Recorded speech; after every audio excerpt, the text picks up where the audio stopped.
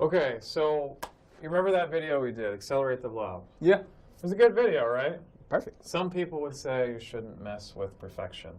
Yeah, most people will say that. But I'm not most people, right? So I'm going to mess with it anyway. And the reason I'm going to mess with it is because that's Accelerate the Blob. I've got an idea for changing it around. Now, Move the Blob, what did the arrow keys do with Move the Blob? It changed the velocity. Right, so whatever direction you're pointing the arrow keys, that was the direction, the velocity of the blob, right? Yeah. What did the arrow keys do and Accelerate the Blob? It did something similar. It changed the acceleration instead, though. Right, so whatever direction those arrow keys are pointing, that was the direction that the blob accelerated in. What if we changed it so that the arrow keys now control the force, so that if you push the arrow keys in a particular direction, that will apply a force in that direction that the blob will respond to. That'll be different, new. Okay. So that's what I did. So I went ahead and I rewrote the code. Okay. All right. From the ground up. So this is the Accelerate the Blob. This is the old code. So let me zoom in on that real quick so we can see it. And so there it is. So there's the x and the y. There's the x velocity and the y velocity, the x acceleration, the y acceleration, the time step, things like that. We're going to update the velocity, update the location. We're going to say the acceleration is 0 unless the keys are pressed. And like I said earlier, this is, in a certain sense, this is a little bit like Newton's first law. Objects in motion stay in motion, moving in a straight line if there's no forces, if there's no acceleration going on. And so that's kind of like telling the computer that Newton's first law is true. And then there's a bunch of arrow keys and things like that, and then you press the play button, and you get to play with this thing, and it moves to the right, like so, so on and so forth. So do you want to see what I did for the Force the Blob? Yeah, I want to see it. All right, here it is. So you want to look through it? Yeah. Check it out. Let's see what's going on here. Okay, so everything seemed to be similar so far. We got our x, our y, we got our vx. Well, delta vx is definitely different. Delta vy is different. All of this, what's this? Fx, Fy, mass. We didn't have that before. Let's scroll down a little bit more. So our update location seemed, well, it's the same, but our update velocity, something's going on here. We didn't have a delta Vx in here before, and we never had a delta Vx set to 0 before. So it's definitely different from Accelerate the Blob, and also this is completely new, and we never really. This is what did you do to the code? It was perfect before. Why don't you try to run it and just see what it does? So let me see.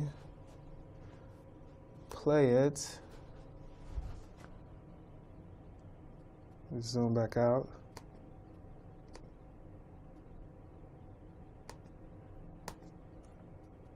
Okay, so it seemed to be going really, really fast. Look how long that. Yeah, it seems to be accelerating even faster than Accelerate the Blob. Yeah. So maybe we can change the programs so that when you press the right arrow, when it has the force here, why don't we just change the value of that force and see if we can make it more similar to Accelerate the Blob? Okay. So the force is a little high there, so 30. So maybe we can make it smaller to see if it accelerates slower, maybe. So what about 15?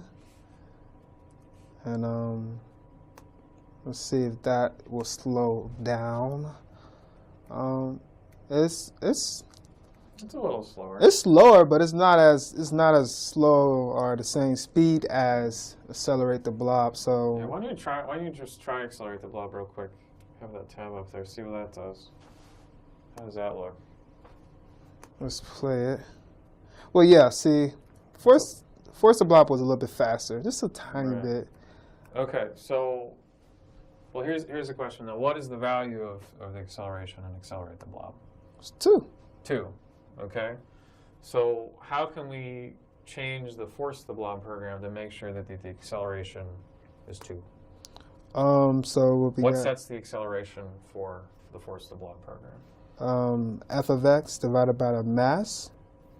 Right. So we got 15 is f of x. right. What's the mass? The mass is 3.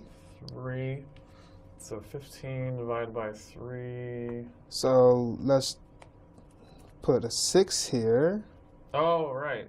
So 6 divided by 3 Will give us 2. is 2. So that should be the same thing as accelerate the blob. Let's see if it works. Right. It's close. There you go. It looked exactly like accelerate the blob. I mean, the code is different, but the blob seemed to be going the same speed as accelerate the blob.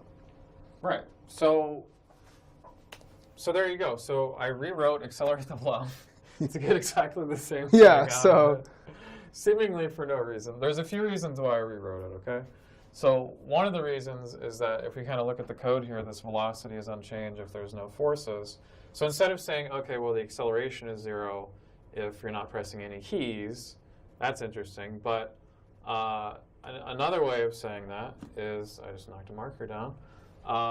So again, every time step, every time we run this draw function, we're going to change the location by a little bit, and we're going to update the velocity. We're going to update the velocity by delta Vx. That is the change in velocity during this particular time step. Okay? And if there's no forces, that velocity is unchanged. And that's even closer to Newton's first law than the accelerate the blob program.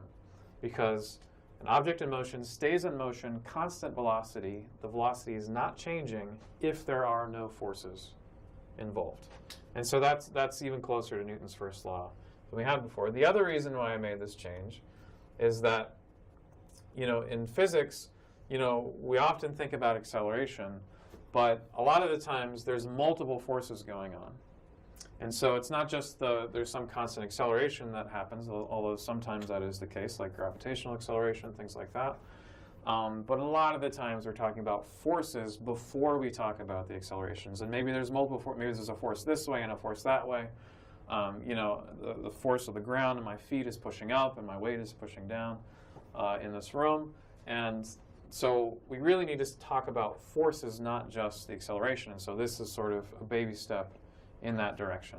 So that's why I decided to mess with perfection, is because we need to start thinking about forces in order to make more fun games. yeah. So the next game, After Force the Blob, after Force the Blob, is going to be the classic asteroids game, which you're going to love. which would be our planetoids. Yeah, we call it planetoids, Yeah. just for fun. But the code is going to look a little bit more similar to this than it does to accelerate the blob. And so we just want to give you guys a heads up. There's a reason why we switch things around. Yeah. So enjoy. See you soon.